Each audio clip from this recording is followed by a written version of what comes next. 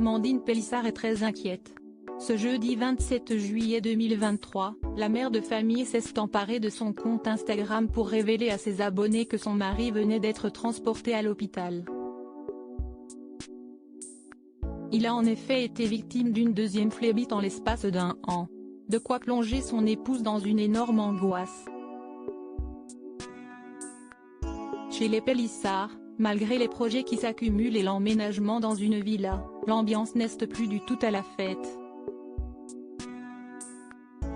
Il y a quelques jours déjà, lors d'un live diffusé sur Instagram, Alexandre avait expliqué avoir été victime d'une phlébite l'année dernière. Malgré les recommandations des médecins qui l'avaient encouragé à se faire opérer au cours de l'IV, le père de famille avait repoussé l'intervention. Une décision qui lui a coûté très cher puisqu'une seconde phlébite s'est déclarée ces derniers jours, avant d'atteindre son apogée ce jeudi 27 juillet 2023.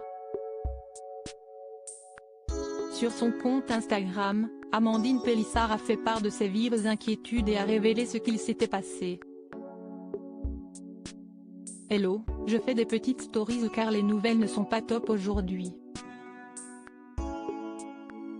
Vous savez qu'Alexandre a des problèmes au niveau de sa jambe droite, il avait fait une phlébite il y a un peu plus d'1 an.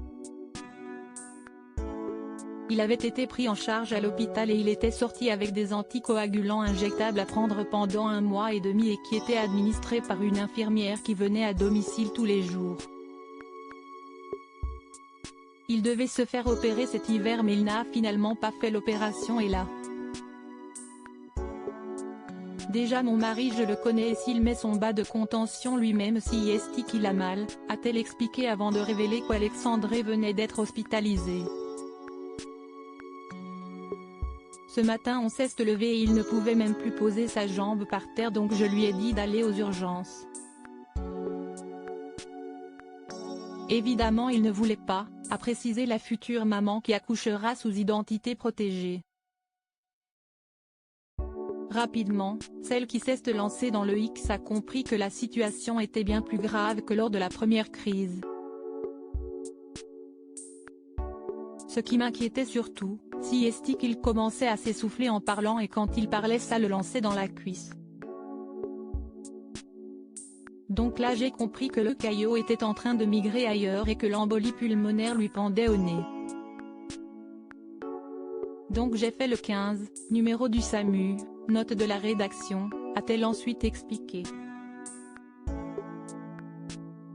Toujours à l'hôpital, Alexandre Pélissard a subi toute une batterie d'examens dont les résultats ne sont malheureusement pas bons.